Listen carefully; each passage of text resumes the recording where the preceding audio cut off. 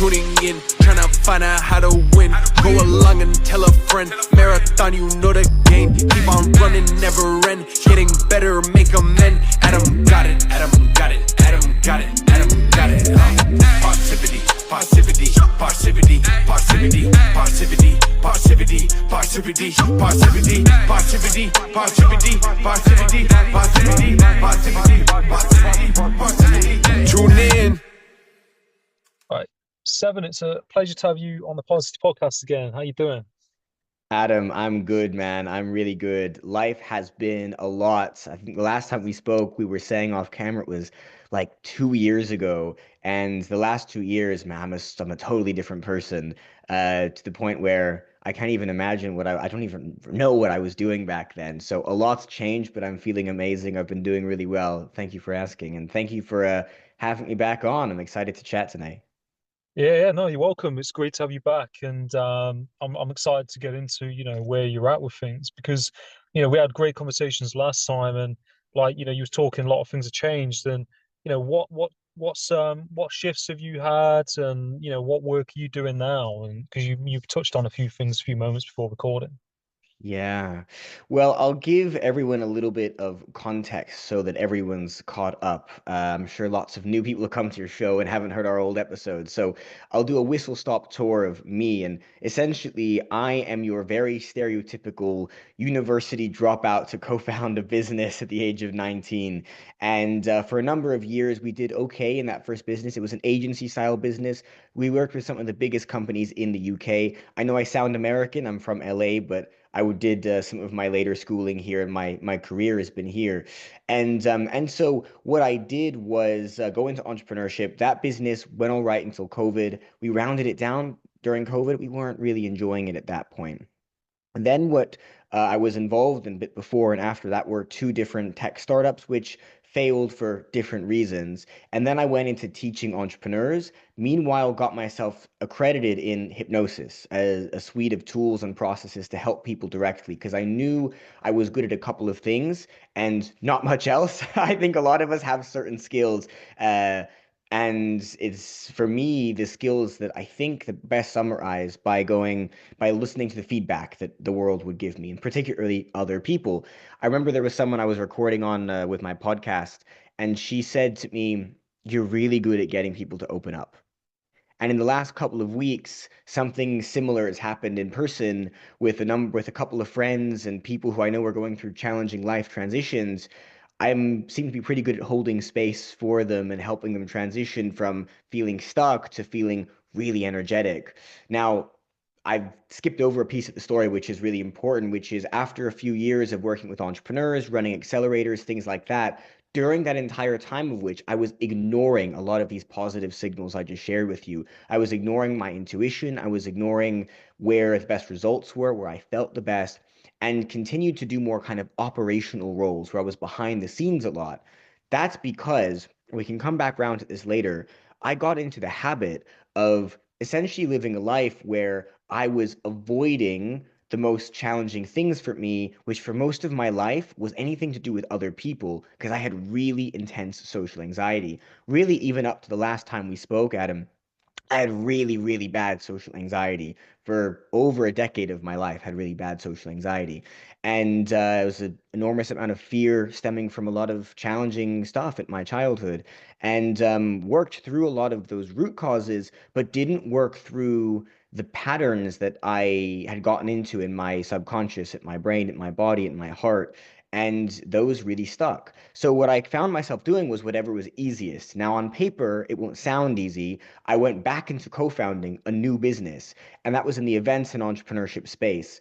And the weird thing was, it was a lot of work. It looked, really hard, as all entrepreneurship is for those who get into it and know that it's tough. But for me, it was the easy thing, not because of the amount of work or anything like that, but because it was what I was familiar with. And everything kind of collapsed around the end of last summer. So we're currently speaking in April 2025 and end of last summer 2024.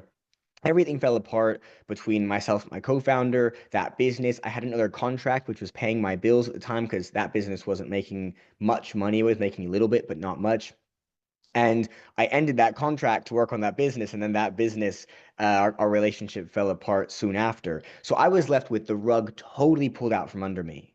And what I realized was this was an absolute godsend. This was meant to happen because the things I was doing were the things that were the easiest for me to do, that I was most familiar with, not the things I was loving. And there's a specific way I figured that out.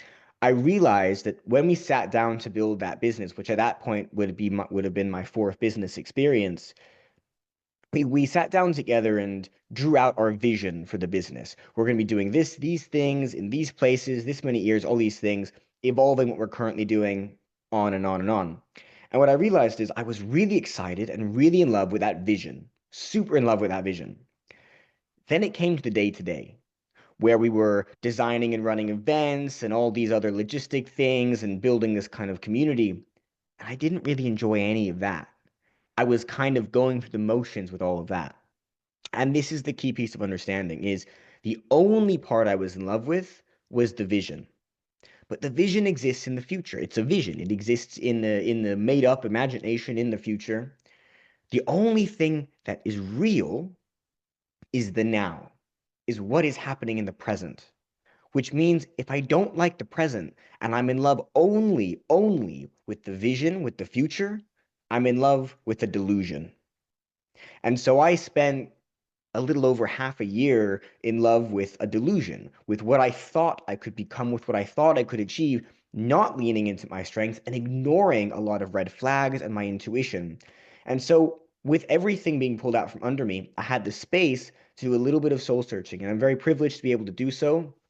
Not for very long. I didn't have much money saved up, but for as long as I could, I was able to do some soul searching and spent a couple of months learning a lot of things, going on a little bit more of a spiritual path as well, starting to learn about a lot of what I do now, which is around energy on a few different levels, leaning into the skills I'm really good at. And that basically means helping people with their communication, so their energy physically, our energy internally, emotionally, energetically, internally, so our internal and our external world, and even deeper, that sense of presence, that sense of being present in the moment and being connected to other people. These are the three layers of what I work on now, which is the social, the emotional, and the spiritual of energy. And with most people, I work on those first two layers, the physical, external, and the kind of emotional, internal mindset piece to help people deal with to overcome their energy problems. Leaning into all of these skills, into the fact that I knew I wanted to create conversations that could change the world and help people move through their challenges so that they can change the world. I got into podcasting and training and a lot of like throwing stuff to see what sticks to finally get to the place where I'm at now, which is, fairly recent, but feels so much better. And I've got a lot of stuff coming up soon, and hopefully we can chat around some of these things that hopefully can be valuable to people listening around energy, emotions, maybe even to the communication piece, lots of different pieces. I've given you lots of threads to pull, I know, but that's essentially what it was, is everything fell apart and I realized, thank God for that. And here I am now living a much more aligned life to the point where I can't even I can't even believe that I was the person that I was 12 months ago. I just feel like a completely different person.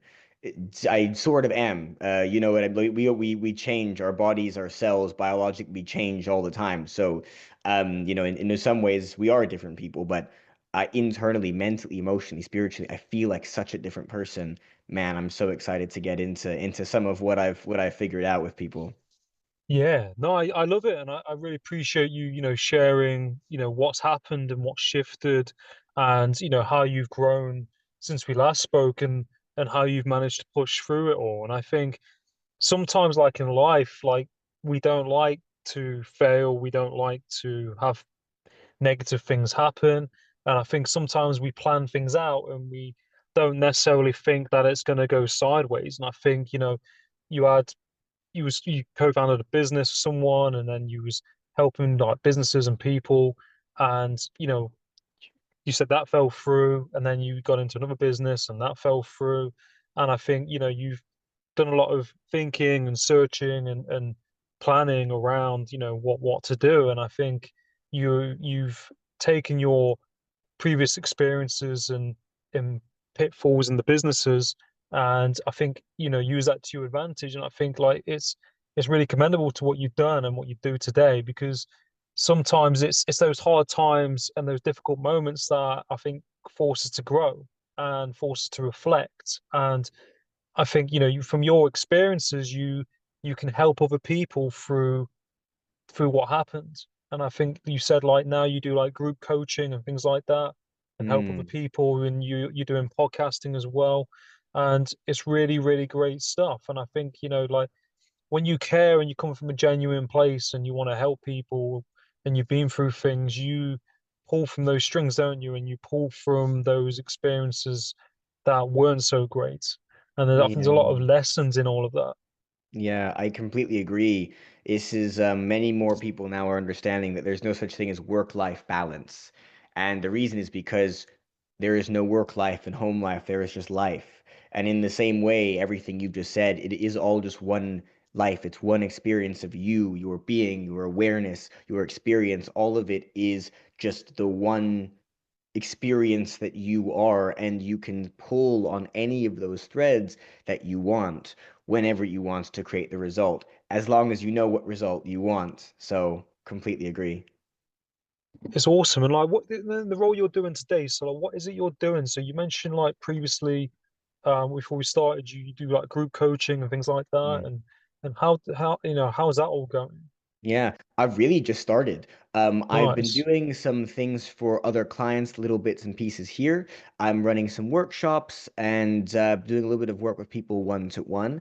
And pretty soon, I'm launching a program. I have launched applications now, so pretty soon going to be delivering a program that I call Magnetic Presence. That's a 3-day intensive to work on all 3 layers of that energetic experience for ambitious professionals who want to get unstuck and to use their energy as effectively as possible for some of those physical professional skills that in this age of AI are going to be the most relevant. Public speaking, pitching, selling, negotiation, persuasion, team building, and the way we communicate through leadership. That's mainly what that's going through. I'm planning lots of little events. I've recently launched with a friend of mine a little events brand where we're going to be running events again for ambitious professionals to make real meaningful connections instead of like a boring networking event. And that's going to see me hosting like meditations for entrepreneurs, where I'll have like a morning meditation session, drop in half an hour meditation, start your day off right, run clubs with gratitude, intention, and energizers. So a little bit different from your average run club. Things like this to get these ambitious people who really care about their development, who really have a kind of aligned mindset. Um, to overhaul their lives through energy together because we're energetic beings. I'm pretty much realized that I think I'm here, at least for now. There's a whole thing I have in my podcast now about purpose after a guest called me out on what purpose means, and I love it. So we can go into that in a minute if you want to. But what I realized is that my purpose for now is to help people fix those energy problems, to understand that we are energetic beings because everything is energy. Everything is energy. So, if you remember back to our high school science lessons, right? We were taught that light is one form of energy, electricity is another form of energy.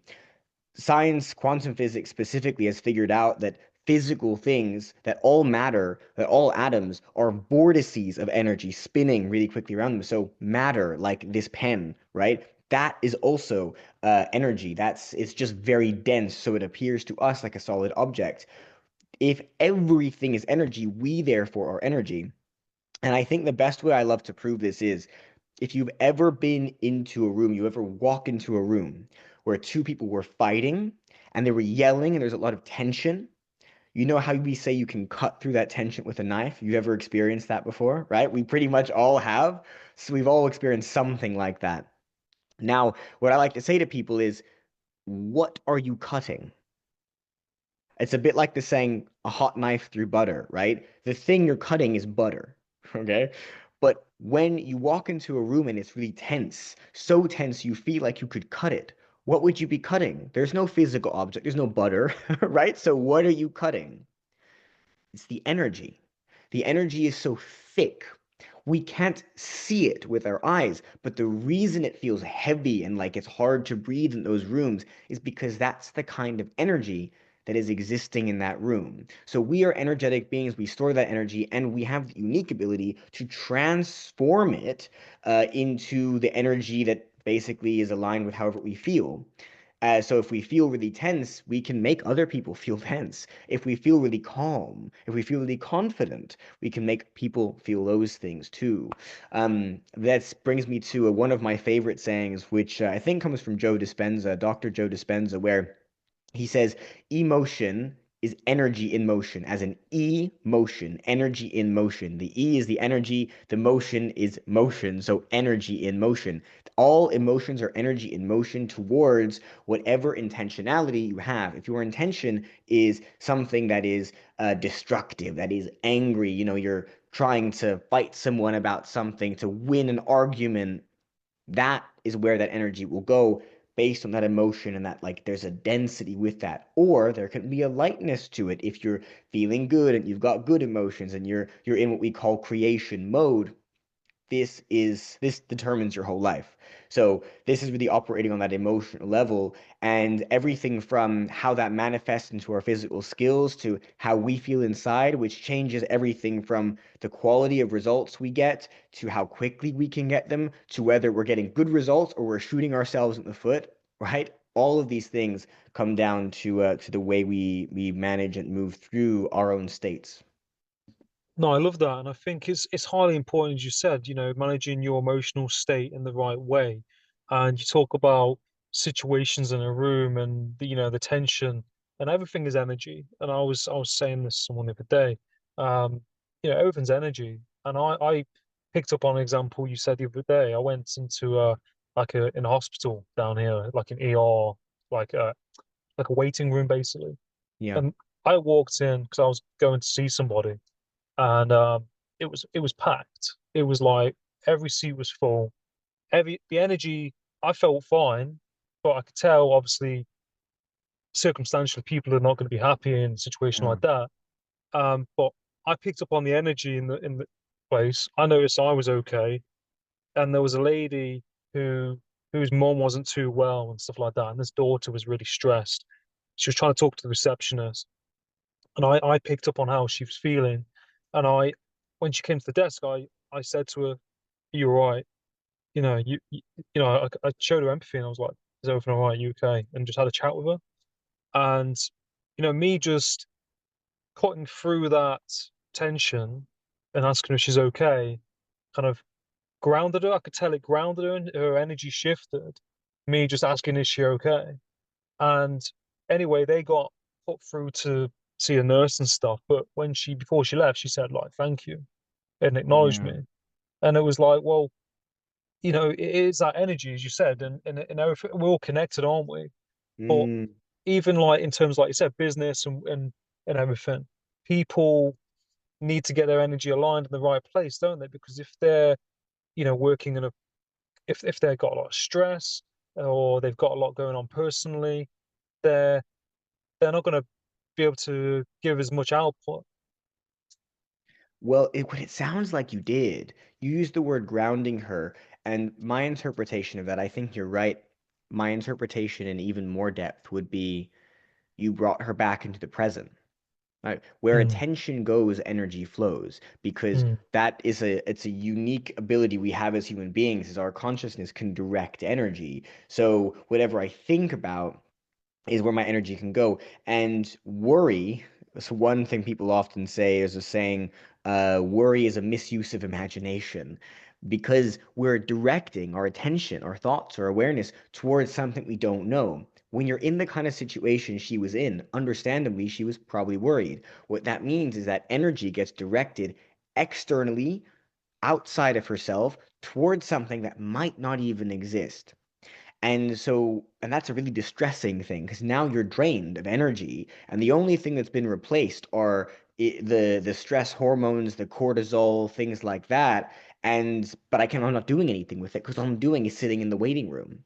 So when you ask that question, you're forcing her to do a few things: to have a conversation with a real person in the present moment, to air her grievances so that her attention is so that it's not on her chest, and three, to move her attention towards you instead of towards non-existent external things. And what that does is it brings someone back into the present and allows at least some more of her energy to stay within or to circulate.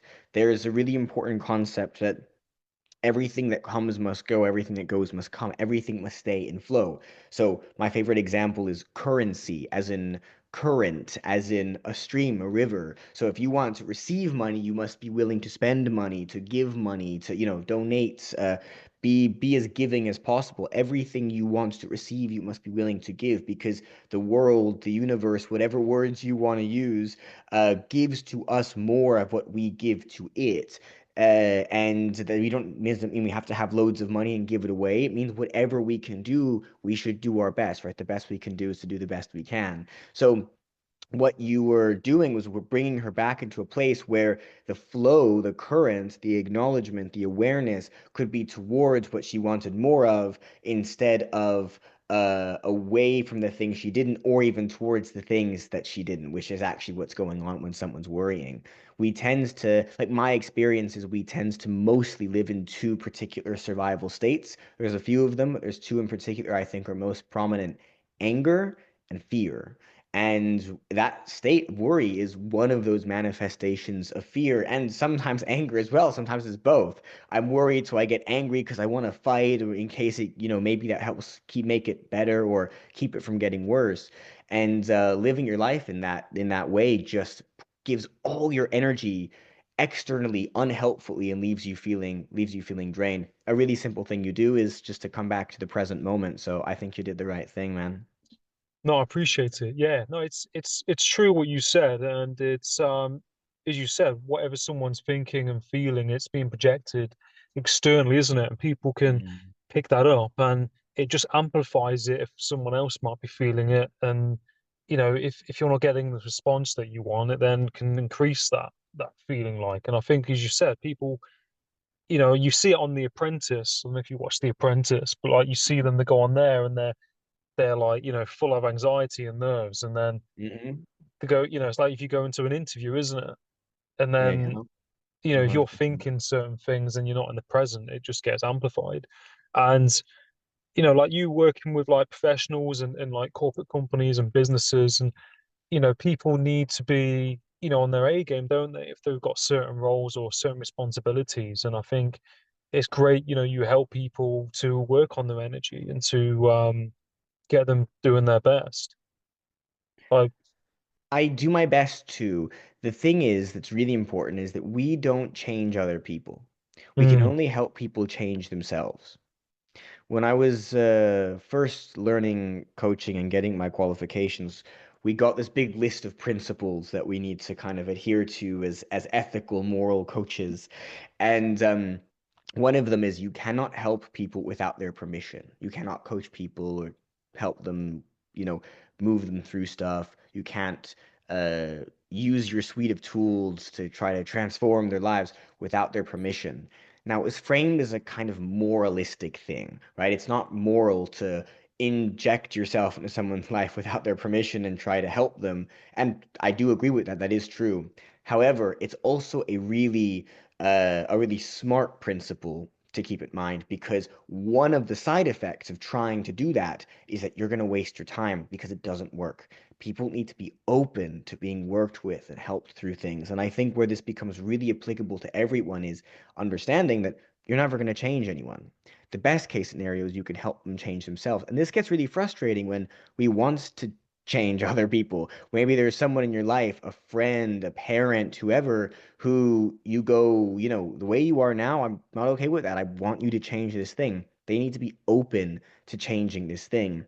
The best you can do is help them when they're open to it by asking them the right questions, by giving them advice. Maybe advice isn't always preferable. It depends on the state of mind someone's in. Someone needs to be very open. The thing that I like to come back to at this point is to help people understand how to open someone up. Because if you know you don't change other people, only thing you do is help them change themselves, then the most important skill to learn is to help people to open up so that they go to seek whatever they need to seek, right? My podcast is called Lost and Searching, because I believe a lot of us are lost at some point. We're searching for answers. We are seekers in life, looking for answers to important questions.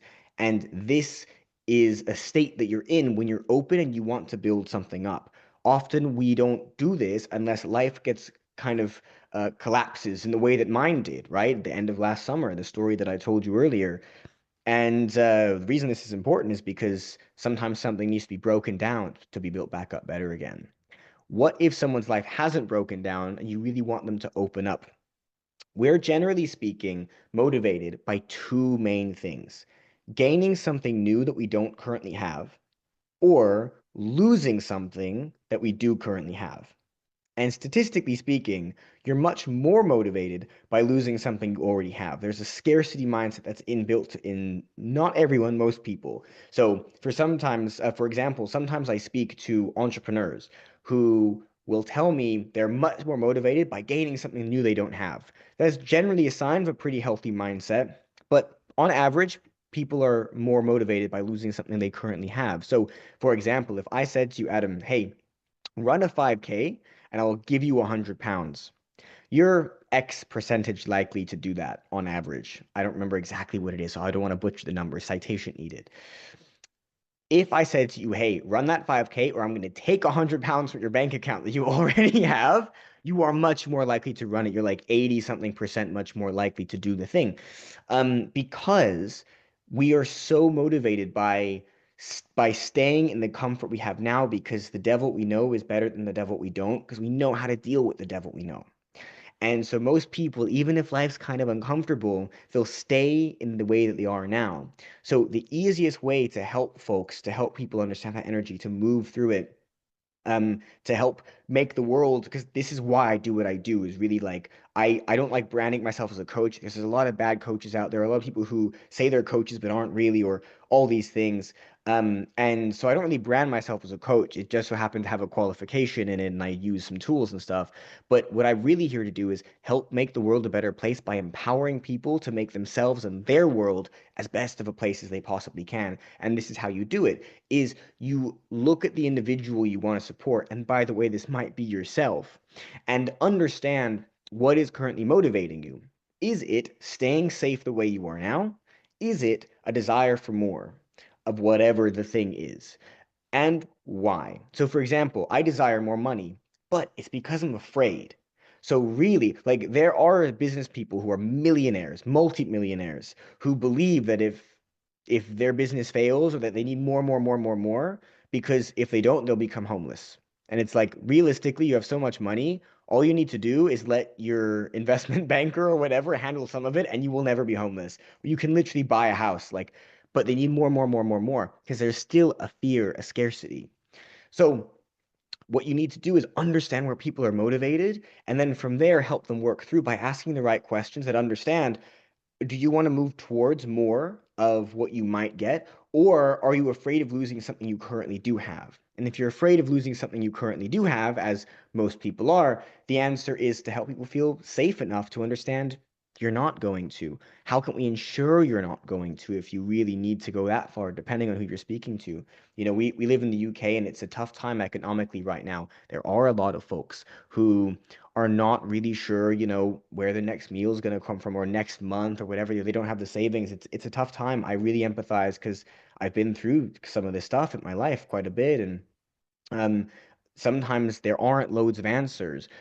There is no answer in which being stuck in fear, anger, and survival the whole time, all day, every day of your entire month, your entire year, your entire life, is going to improve your situation. So at what point do you go, okay, what am I going to do about the fact that I am too afraid to move to that next level? And I think that's how we make our world a better place, is by having the empathy to help people move through, to navigate those challenges, and in doing so, maybe even open up just little pockets of energy, of conscious awareness, of, you know, 10 minutes of meditation a day, of some kind of practice, if it's going on a run or whatever, that helps you move through and get out, get rid of that stuckness, that fear, that anger, that energy that's keeping you in a state that's holding you back. Otherwise, why would you ever be motivated to move towards something that you want more of that you don't currently have, and to do it from a healthy place?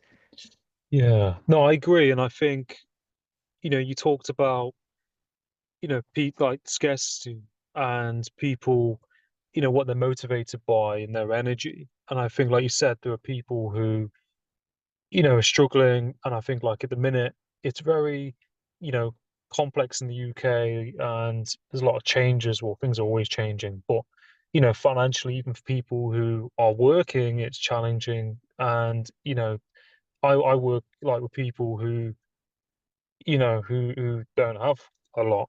And it's there are resources there, but as you said previously, people have got to want to change, and you can't force someone to change.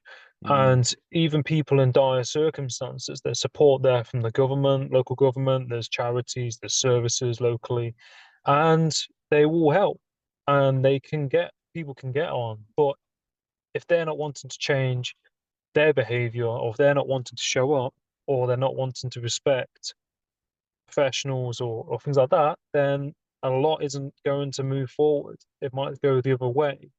And mm, sometimes they might have to go backwards and end up in prison or something to happen for them to mm. then think and come out and turn things around. I mean, that's a worst case example. But Yeah. that's on the back end of it. But you were saying people who are doing really well, but they're still got that scarcity mindset where they're fearful of going backwards or fearful of something bad happening. And that energy is, you're kind of on that hamster wheel, aren't you? Really, sometimes if you're like that, if you're worried about you're making enough money to live and to get on, but then still scared of, what I mean, losing it all at the same time. So then you Mm. keep on working to keep doing things. And I think you've got to have that balance. And I think, as you said, you obviously, we're in unpredictable times. It depends on I guess, the business the person's in, or the market, or the job. So there probably is going to be a level of anxiety. Because I know the job I used to have, we we used to have it relied on funding, and we'd have these big team calls, and they'd be like, "Well, we've got funding for another 4 months," and you're like, "Am I going to have a job in 4 months?" So Mhm. it depends on the circumstance. Obviously, there's a bit healthy to have a bit of, I guess, scarcity, but not too much. And but I think the big thing is, like you said, you can't force people to change. And if you're in a situation or a relationship like that, or you're trying to force someone, it's not going to do your energy good either, trying to True. move that forward. And I think it's like you said, you've got to hold that space for that person and what you do, and help guide people. And it works at 50-50, I imagine, from what you see. You know, it's an interesting challenge because at the same time that everything we're saying is the case, it's also someone's right to stay where they want to if they want to, right? Mm, We often take that on ourselves because we think everyone else should be like us. We're the center of our own world, our own mm. universe. There is a little practice I like to do with people to help people get out of their own heads. So, I want to use this as let's do this now as an Yeah, of example to course, yeah. illustrate. So it's this literally 30-second little visualization, where I'd ask everyone listening to close their eyes, and you can follow along too, Adam, if you'd like to. And what I'd like you to do is just take a easy deep breath. So you're breathing deeply and comfortably. And I'd like you to put your attention outside of whatever room you're in. Notice what it's like outside of the room. You know what it's like outside of the door, or outside of the immediate space where you're listening. And now, almost like you're an observer with a camera, pan that camera upwards so that you're getting a bird's eye view of the entire surrounding area outside of wherever you are right now. And now, what you'll notice is that all this space is the place where your attention currently is. You can notice some little details. Maybe you know what it looks like well. Whatever the case is, you're now going to find it really funny when I say to you that you're not focused on your body and where you are, where you physically right now. Your consciousness, your attention is outside of where you physically are. But your body is physically where it is. You can move your attention wherever you want it. Now you can come back into the room, back into your body. Now that I'm talking about your body so much, you're going to be feeling it again. But in that moment, it's almost like you're not here in your body. You're somewhere else. But where were you? Right? Physically, you were still here. Obviously, I can see you on the camera, Adam, and everyone at home is going to be the same. So physically, our bodies don't move. But, did you notice in that moment that it's almost like your body, you almost like forgot your body was here? Yeah, that I did feel that. I did actually feel that, yeah. And And this then is because our awareness is what we are. We are the consciousness, we are the awareness. And so the thing is, like, if to come back to this point of like, it is your right to do whatever you want with your life. If you choose to place your consciousness on those negative things, they're very real. In the same way that if you choose to place your consciousness on the bird's eye view, everything else, including where you are right now, seems to disappear, which means a lot of the good things you could have also disappear when your attention is on something else. But in the same way that it was your right to follow along to what I'm doing and put your attention on that bird's eye view, it's your right to stay in the present if you want, etc. Because we all think we're the center of our own world, it is our right to do whatever we want with that awareness. And so really the process that I've started working at now, or I've started thinking about it now this way, is there's a three-step process of change. And it starts by understanding that all directionality, any direction you want to go in your life, all directionality is predetermined by intentionality. And all intentionality requires awareness. Requires the awareness that I want to set an intention, that the right intention is important, what the right intention might be. And so now we have this three-step process of awareness, intention, and then direction. And so we need to have the awareness, the realistic awareness of where we are now, the intention to do something different before we can set the direction to move forward, or to set any direction, period, that we would be able to move forward down. And that's the beginning of the journey.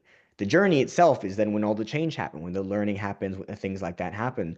We want everyone else to go on the same journey, to have the same awareness, same intention as us, because we think everyone else is the same as us. But at the end of the day, the thing you learn when, for example, a career, collapses, or you have a reputation and then the business doesn't work or whatever, is what you think people will care, right? That last business, one of the reasons I was so scared at the time was because I thought people would not take me seriously, would criticize me, would think that I was the one who screwed up, all these things. And what I realized is that most people didn't care at all. And the few people that did were people that I realized I didn't care about their opinions, or they even thought of me more positively for one of a variety of reasons. Most people don't care about you. You get the decision to do whatever you want with your life. Why stay in a place that keeps you stuck? Well, because it's easier and it's our right to do that. So at the same time you want to help folks in your world around you, again, family, partner, friends, business, colleagues, whatever, at the same time that you want to help the world, the most you can do is offer, because it's their right to stay the way they are. It is your right, your responsibility, your duty to be the best example of those things you can be, and to offer the help when the time arises. And what help you offer might be to move through some of those challenges the way we just described. When you understand that you are a conscious awareness that can put that awareness wherever you want, you have this really great tool, this empowerment to place that attention on that development towards whatever you want once you set that awareness and gone through that intention, then direction. no, I love that. I love that, Seven. And I think it's 100% true. And I think it's definitely, you know, something people can really learn from and take from what you said, because it's that intentionality, isn't it? And having those intentions and that awareness, and they're like, the building blocks, aren't they, to moving forward and creating that change in that path. And I think, as you said, a lot, you was thinking about what other people are thinking and stuff like that. And And I think we can all do that. And a lot of people don't care, and a lot of people might even be thinking the same. Do you know what I mean? They might be worried what people are thinking. We're all worried about what people are thinking. And at the end of the day, what does it matter? It doesn't matter. It's your life at the end of the day, and it shouldn't matter what you choose to do. As long as you're happy. And I think Mm, it goes hand in hand, doesn't it? And if you have an intention, and also from my personal experience, I've tried things and it haven't worked out. And I think, we can feel bad if things don't work out. And, I know you've experienced it, things not working out. And sometimes even if it doesn't work out, you're going to gain something from it. And it's going to make you stronger and you're going to learn something, whether that's mm. work, relationships, or whatever it is. And as you said, having those intentions and that awareness, is really, really positive. Yeah. One of the standout quotes that people in the audience really loved in my TEDx Mm, talk, which at the time of recording I did about 3 weeks ago now almost. So it's still very fresh in my mind. And there's a saying that I went through that I learned from a Shaolin master, Shi Hang Yi, but I think he might not be the originator of the quote. It says, "Be careful of your thoughts because your thoughts create your words. Be careful of your words because your words turn into your actions. Be careful of your actions because your actions become your habits. Be careful of your habits because your habits form your character. Be careful of the character you cultivate because your character creates your destiny." And so when you realize this, you understand that the patterns of reactive thoughts, words, and actions that we are or that we have create our entire reality. And so what you were just saying, using that conscious awareness, using that the energy that we have to most effectively, most usefully, most lovingly, most constructively put our awareness on the right things and move through it with the greatest energy becomes our almost like our number one duty. I would argue it's like, why are we here if not to most effectively use this energy to make our world a better place? And the simplest thing we can do is change where we place our attention, our thoughts, those words and those actions through that attention being placed on the right things. Of course, that begs the question, where do you want it to be placed? Great. That's a great place to start. That's where we all have to start, is by understanding that sense of purpose or mission for us. No, I love it. No, I love it, and it's so true. And I think people will really benefit, working with you and really listening to this podcast and listening to your show as well. And where can people find like your content, your website, your podcasts, and everything, and where Yeah. can they get in touch? Well, pretty much everything is just my name, Seven Jacobs. Socials are usually Jacobs, or my website is just my name, sevenjacobs.com. I write a Substack called The Search Continues, and I host a podcast called Lost and Searching. And all of my kind of events and upcoming programs are all on my website. So look, would love to chat with people. A lot of the events I'm going to be coming out with soon, they're super accessible for folks, and there's a few more intensive options for folks as well. But I just want to kind of spread as much good energy as possible. So thank you so much, man. It's been great to chat again. No, no, you're welcome. It's awesome to have you back on the Positive Podcast, and it's really great talking about where you're at and what you're doing and the work that you do. I think it's really credible, really positive, and it's awesome that you're helping other people and coming from a really deep, genuine place. And also, like, is that TED Talks on YouTube? Is that going to be out as well to people? Is It's that it should be, but it's not out yet. Apparently, it yeah, takes 2, 3, 4 months for the main TED team to actually edit it and put it out there. But it'll yeah, be out there eventually. So I am on YouTube. I'm not doing much on YouTube at the moment, yeah, but yeah, again, that's just Seven Jacobs. So there should be. awesome. It will be out there when it's released. Yeah, awesome. No, I really, really appreciate your time. I'm really grateful to be your friend and be able to do this. And I'll put all the links in the description and I'll tag you in it. And I wish you continued success in everything that you do. And I look forward to connecting with you again soon. Likewise, man. I appreciate you. Thank you. You too, man. Take care, everyone. Thank you. Cheers.